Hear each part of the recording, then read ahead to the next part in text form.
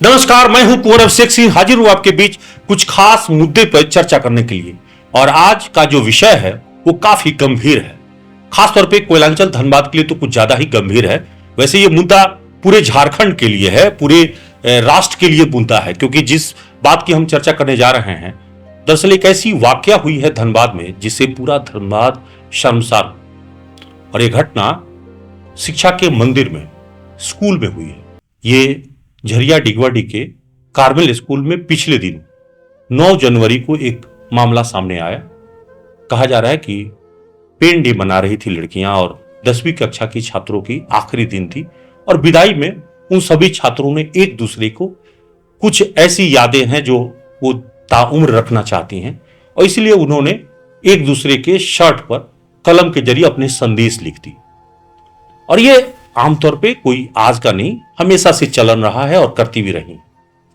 बस इतनी सी बात थी, लेकिन इस बात को लेकर उस स्कूल की प्राचार्या को यह नागवार गुजरा, और नागवार इतना कि सभी में से कम कहा जाता है कि 80 छात्राओं का उन्होंने शर्ट उतरवा दिया, और तो उसी हालत में उनको घर जाने के लिए कहा।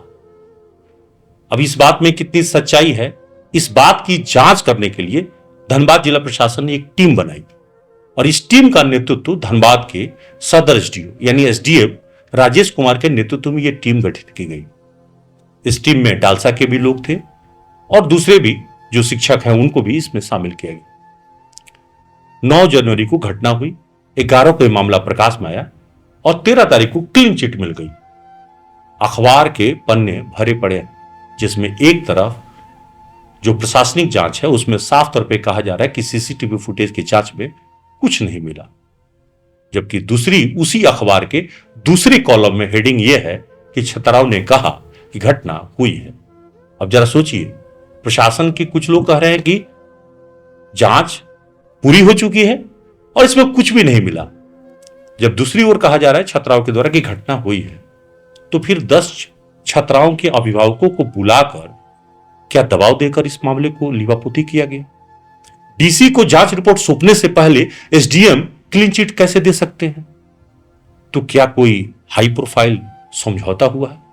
बिल्कुल समझौता हुआ है, क्योंकि अखबार की एक दूसरी अखबार की हेडिंग यही है कि मामले में समझौता हो गया है। अलग अलग अखबारों की अलग अलग टिप्पणियां हैं और सबने लगभग यही बात लिखी है कि प्रशासन इस मामले में अब आगे नहीं बढ़ाना चाहता, यानी जांच को पूरा कर दिया। उसी अखबार के अंदर में एक और बात छापी गई है कि जब तक जांच पूरी नहीं हो जाती इंटरनल, तब तक प्रशासनिक कार्यों से उस स्कूल की प्राचार्या को अलग रखा जाएगा। ऐसा क्यों? फिर उसी अखबार की एक अलग हेडिंग है कि छात्राओं से, अभिभावकों से प्राचार्या मैडम ने माफी भी मांगा है। तो किस बात का? अब ये पूरे सवालों का जवाब हम ढूंढेंगे।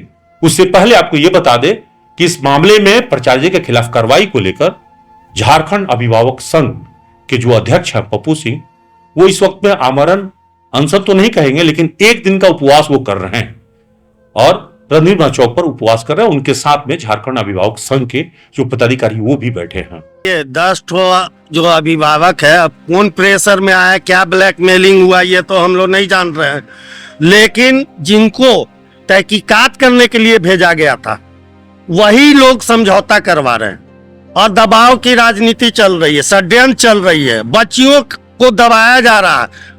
कल भी एक ऑडियो वायरल हुआ था, उसमें भी देखा जा रहा है कि 11वीं की छात्रा जो है वो 10वीं की छात्रा को समझा रही है कि क्या क्या बोलना है। वो जो लॉयर थी ना, ठीक है, वो सिर्फ हम सिर्फ स्टेटमेंट उनको दिए, ठीक है, और कोई कुछ नहीं बोला था। तो हम बस बता देंगे कि हम क्या बोले हैं, और जो हम बोले वो रट के आना कल, ठीक है, और सबको सेम चीज़ बोलना। कोई आगे पीछे बोला तो हम लोग फंस जाएंगे। हम बहुत छोटा करके बोले हैं, तुम लोग ज़्यादा बोलोगी फंस जाओगी, इसलिए एकदम बहुत एकदम बस एकदम सटल, ठीक है, एकदम थोड़ा सा हम बोले हैं, सुन लिए और उसी में हम समराइज कर दिए कि क्या क्या हुआ है। बस वो याद करके प्लीज़ आ जाना कल, और कल सबको ही प्रेजेंट रहना, प्लीज़ प्लीज़। गाइस सब सुनो, जिसको जिसको पता ही किसकी मम्मी है बताओ हमको। और एक और बात, अविनाश ने सभी हमको फ़ोन की थी, गलती से भी ये खबर बाहर नहीं जाना चाहिए कि आज हम लोग स्कूल गए हैं, अविनाश में वहाँ प्रेजेंट थी, सिस्टर्स थे, किसी को भी कभी नहीं पता चलना चाहिए, हम बता दे रहे हैं, नहीं तो अविनाश में बहुत गुस्सा करेगी ये सब। तो ये तो लीपा पोती किया जा रहा, लेकिन जनता सब जान रही है। अगर ऐसा नहीं था तो 3 दिन से पूरे ये कोयलांचल को अस्त व्यस्त का क्यों किया गया? गार्जियन ही ना आए थे। गार्जियन बच्ची जाके घर में बोली गार्जियन को, और वो 80 बच्चियों के साथ हुआ। ये 10 हो जाके कोई साइन कर दिया तो हो गया।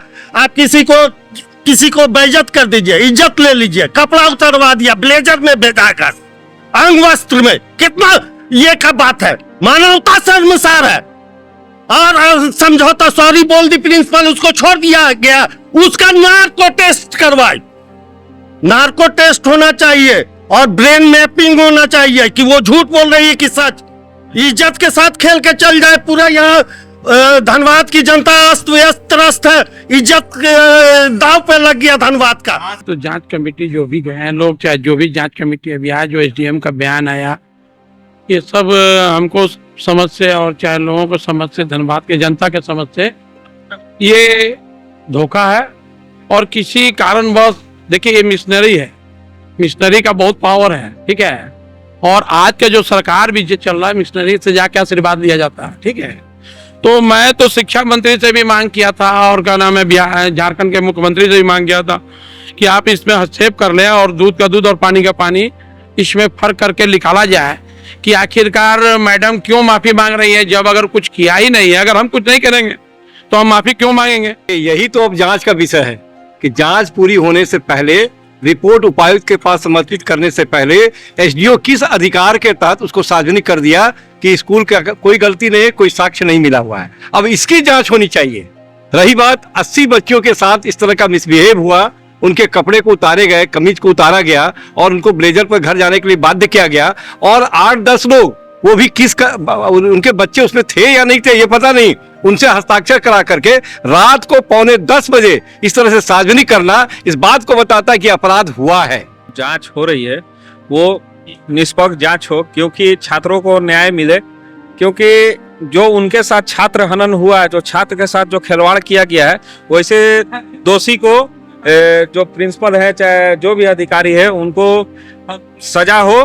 क्योंकि धनबाद में शिक्षा का जो माहौल है ये गड़बड़ा रहा है।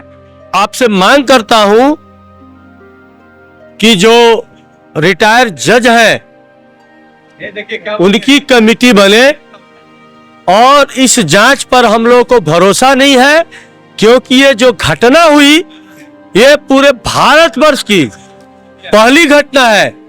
और इसको दबाने के लिए राज्य सरकार, जिला प्रशासन की जो भी जांच है उसको हम लोग नहीं मानते हैं। न्यायिक जजों की कमेटी बने और उससे जांच हो, और प्रिंसिपल को एफआईआर कर उन्हें अविलंब जेल भेजा जाए। इस वक्त में न्यूज एनपी के स्टूडियो में झारखंड अभिभावक संघ के जो महासचिव हैं मनोज कुमार मिश्रा जी, वो हमारे साथ मौजूद हैं, और साथ साथ इसी विंग के जो उपाध्यक्ष है मुकेश पांडे जी, वो भी हमारे साथ मौजूद हैं। चलिए जैसा सीधे हम दोनों जो हमारे अतिथि हैं उनसे हम बातचीत करते हैं। पहले तो मनोज जी आपको नमस्कार, और आपको भी मुकेश जी। ये दोनों से हम बारी बारी चर्चा करेंगे। पहले तो आप ही से पूछ लेते हैं कि मामले में क्या वाकई लिपापोती की कहानी रच दी गई? देखिए, लिपापोती निश्चित रूप से की गई है। अगर ऐसा नहीं होता तो जब भी कोई शिकायत प्राप्त होता है तो जो एविडेंस है तत्काल उसको कलेक्ट किया जाता है और अपने कब्जे में लिया जाता है। घटना 9 की है, 11 को सार्वजनिक हुआ, लोगों के बीच आया, 48 घंटा का लगभग समय लगा इस चीज़ को बाहर आने में। और जैसे ही रागिनी सिंह जो हमारी क्षेत्र की विधायक है झरिया की, वो उनके साथ कुछ महिलाएं जब डीसी से मिली तो डीसी ने तत्काल एक कमेटी का गठन किया। और कमेटी जब स्कूल जाती है, 4 घंटे स्कूल में रहती है, लेकिन कोई भी एविडेंस को कलेक्ट नहीं करती है, बल्कि वह उसी स्कूल के प्रबंधकों को कहती है कि ये दरवाज़ा बंद कर लो जहाँ पर डीवीआर रखा हुआ था, और सोमवार को हम लोग आएंगे तो इसको फिर चेक करेंगे। ये तो जब ठीक वही हुआ कि बिल्ली को कह दिया गया कि आप दूध की रक्षा करो। यहीं पर यह शक हो गया कि ये मामला को लिपापोती किया जाएगा। उसके बाद रात होते होते मुझे इसकी जानकारी हुई कि रांची में इनके जो लोग संचालक हैं, जो कार्मल स्कूल को चलाते हैं, मिशनरी के जो लोग हैं, वो सचिवालय में घूम रहे हैं इस चीज को मैनेज कराने के लिए। तो जब गलतियां नहीं हुई तो फिर मैनेज करने की बात कहां से हो रही थी। उसके बाद जिस तरह से कल अखिल भारतीय विद्यार्थी परिषद के लड़के वहां गए थे, विरोध प्रदर्शन कर रहे थे जांच टीम के सामने, तो एक महिला बाहर आकर जिस एग्रेसिव तरीके से कुछ लड़कियों को लेकर उनके ऊपर एक तरह से अटैक किया ताकि ये लोग कुछ कह दें, क्योंकि लड़के हैं, कुछ कह दें तो उनके ऊपर एफआईआर बना सकें। ऐसा होता है। 2008-9 में हम लोग के ऊपर में भी हुआ था, 12 लोगों के ऊपर में, लेकिन लड़के समझदार थे और उन लोगों ने उनको कुछ नहीं कहा। लेकिन बाद में ये बातें सामने आई, जिसके रिकॉर्डिंग मेरे पास भी है, कि उनसे पूछा गया कि आपकी बच्ची किस क्लास में पढ़ती है। लेकिन घटना 10वीं कक्षा के छात्रों के साथ हुआ, तो 11वीं की छात्रा इसमें इन्वॉल्व कैसे? 11 की नहीं, 9 के, जिसके बच्चे 9 में थे वो पेरेंट्स वहां पहुंची हुई थी और वो जबरदस्त तरीके से डिफेंड कर रही थी स्कूल को, और 11th के बच्चे को इन्वॉल्व करने का कोई मतलब ही नहीं था। एक ऑडियो वायरल भी हुआ। हाँ, ऑडियो वायरल भी हुआ, और उसमें पहला शब्द आता है जहां से स्टार्टिंग हो रहा है कि अधिवक्ता, एडवोकेट, यानी एडवोकेट आती हैं, उस बच्चे को बताती हैं और वो बच्चे को कन्विंस करती है, और वो बच्चा फिर दूसरे बच्चे को कन्विंस कर रहा है। ये काफी गंभीर मामला है और ये भी इस बात को साबित करता है कि स्कूल में घटना घटी। जी मुकेश जी, सवाल यह है कि जब एसडीएम साहब को इस मामले में पहले दिन ही जांच करने के लिए जब कहा गया, जब डीसी मैडम ने उनको भेजा, तो पहले दिन ही सीसीटीवी फुटेज जांच कर लेते, उसी दिन वो उसकी डीवीआर वगैरह सब अपने कब्जे में ले लेते। ये 2 दिन बीच में समय क्यों लिया गया? दूसरी बड़ी बात है कि डीसी को रिपोर्ट सौंपने से पहले रिवील कैसे कर दिया गया कि जांच पूरी हो गई, अब क्लीन चिट हो गया, अब मामला यही खत्म, अब कुछ नहीं बचा। ये तो होना ही था, हम लोगों को पूर्ण रूप से विश्वास भी था। 9 की घटना है, 13 को जांच संपूर्ण हो गई। पूरे देश भर में और पूरे विश्व में कोई ऐसा जांच एजेंसी नहीं है कि 5 दिनों में अपना जांच रिपोर्ट दे, और वो जांच रिपोर्ट में न पक्ष न विपक्ष जांच संपूर्ण हुई। ये हमने अखबार में पढ़ा, ये हमने इलेक्ट्रॉनिक मीडिया में देखा। लेकिन जांच क्या हुई? जब जांच कमेटी बनती है और जब हमारे एसडीएम साहब जाते हैं, एम के नेतृत्व में और अधिकारी जाते हैं, और कुल 4 घंटे जांच होता है, तो जांच किस चीज का होता है? जांच तो होना चाहिए जो घटना हुआ, जो सीसीटीवी कैमरा है, उसको सबसे पहले हम जाके उसको जब्त करते, अपने कब्जे में लेते, प्रशासन अपने कब्जे में लेता। लेकिन वो नहीं हुआ। उन्होंने कहा कि वो कमरा बंद कर लो, हम लोग आएंगे तो फिर से उसको चेक करेंगे। तो ये इनकी सरकार है जो De Nobili Carmel school right to education को नहीं मानता है, बीपीएल बच्चों का एडमिशन नहीं लेता है, और जहां तक भारत के संविधान को नहीं मानता है। जब घटना होती है, अब घटना अगर नहीं हुई होती तो प्रिंसिपल सार्वजनिक रूप से माफी क्यों मांगती है? नहीं, गंभीर तो ये भी है कि अगर ये मामला इतना हल्के में रहे तो 25 से 30 की संख्या में अभिभावकों के साथ छात्राएं डीसी ऑफिस में क्यों जाती? मैं वही विषय रख रहा हूं। जब घटना होती है तो मान के चलिए कि अपना एक भारतीय सभ्यता, संस्कृति, परंपरा है। हमारे घर की महिलाएं हो, बेटी हो, बहन हो, वो जिस तरीके से अपने भारतीय परंपरा, सभ्यता, संस्कृति में रहती है, और थोड़ा सा भी आंच आने पर वो माँ काली के रूप में, माँ दुर्गा के रूप में खड़ी हो जाती है। तो हमारी छात्राओं ने, हमारी बहनों ने इसका पुरजोर विरोध भी किया। और क्या कारण है कि स्कूल प्रबंधन उन लोगों को मैनेज करने में लग गया, लेकिन लोग मैनेज नहीं हुए। ये मामला प्रकाश में आया, ये मामला प्रिंट मीडिया, इलेक्ट्रॉनिक मीडिया में आया, अपने राष्ट्रीय चैनल में भी ये मामला को चला। लेकिन हमें मालूम था कि इनकी सरकार है, इस मामले को ये दबा लेंगे। और सबसे बड़ी जांच एजेंसी तो हमें लगता है कि जो 5 दिन में रिपोर्ट देता है। बहुत सारे ऐसे मामले हैं देश में, लाखों लाख मामले हैं जो बरसों वर्ष लग गए, लेकिन अभी तक वो जांच नहीं हुआ। और मैं आपके माध्यम से कहना चाहता हूं कि ये जो भी जांच हुआ है, ये लिपापोती करने का प्रयास है। तो आप लोग किस तरह की जांच चाह रहे थे? हम लोग चाह रहे हैं कि जो घटना हुई, जो घटना होता है और घटना होने के बाद जो प्रतिक्रिया आता है, और आखिर क्या कारण है उन बच्चों को, उन अभिभावकों को दबाव बना करके समझौता कर लिया जा रहा है, ये समझौता दिखावा है। हम लोग चाह रहे हैं कि हाई कोर्ट के जो रिटायर्ड जज हैं उनके द्वारा जांच हो, जो मामला दूध का दूध पानी का पानी। ये मनोज जी बता रहे थे, लेकिन इस मामले में अभी जो जांच कमेटी गई है जिला प्रशासन की, इसके अलावा CWC की कमेटी वहां पे गई, इसके अलावा डालसा की टीम गई है, एक और टीम जो है झारखंड बाल अधिकार वाला वो टीम अभी आने वाली है, तो और भी दूसरी एजेंसियां तो जांच कर ही रही है, तो उनकी भी रिपोर्ट आने का इंतजार कर लेना चाहिए। बिल्कुल जी। सबसे बड़ा शक इसलिए हो रहा है कि ये जिला स्तरीय कमेटी थी, इनको जांच करके अपना रिपोर्ट बंद लिफाफे में उपायुक्त महोदय के पास समर्पित करना चाहिए था जी। उसके बाद डालसा का जो जांच रिपोर्ट था उसको आने देना चाहिए था, CWC का भी आने देना चाहिए था, और उसके बाद इस पर निर्णय लेना था। साथ ही राज्य बाल अधिकार संरक्षण आयोग को रविवार को मैंने पत्र लिखा था, और केंद्रीय बाल अधिकार संरक्षण आयोग को भी पत्र भेजा है, क्योंकि मुझे किसी ने बताया कि शायद राज्य सरकार के प्रभाव से प्रभावित होकर सही निर्णय नहीं आएगा, इसलिए आप केंद्र सरकार को लिखेंगे। मैंने केंद्रीय बाल अधिकार संरक्षण आयोग को लिखा, उनका भी रिपोर्ट आ जाता, और रिपोर्ट मिलाने के बाद सबको तुलनात्मक अध्ययन करके इस पर निर्णय लेना था पहला, लेकिन ये हुआ नहीं। और वहां पर जो हुआ है कल घटना 9:45 बजे रात में जो न्यूज आई, वहां पर अभी कुछ अभिभावक और स्कूल प्रबंधक आपस में बैठे हैं, ये उनका स्टेटमेंट, मतलब डील हुआ, उन दोनों को बैठाकर अपने आप को अलग रखकर यह बताने का प्रयास हो कि आपस में समझौता। तो समझौता तब होता है जब कहीं ना कहीं कुछ गलत होता है, तो यहां पर गलत हुआ है। तभी मार्गरेट, ये जो सिस्टर कृति जो है, जो यह कही है कि प्रशासनिक कार्यों से अलग रखते हुए अगले आदेश तक इंटरनल जांच होगा, तो ये इंटरनल जांच करने में उनको 5 दिन का समय लगा ये निर्णय लेने में, और 2 घंटे के अंदर जांच रिपोर्ट सार्वजनिक हो गया। तो जांच रिपोर्ट सार्वजनिक होना कहीं ना कहीं कर्तव्यहीनता है, और अपने अधिकार से बाहर जाके कार्य करना है, और पूरे मामले में आनन फानन में निर्णय लेना है। क्योंकि हमें लगता है कि शायद उपायुक्त अपने स्तर पर, चूंकि एक वरीय पदाधिकारी हैं, पूरे जिला का अधिकार क्षेत्र उनके क्षेत्र में आता है, पूरा पावर उनके पास है, तो वो शायद इस तरह से बरी नहीं कर पाती।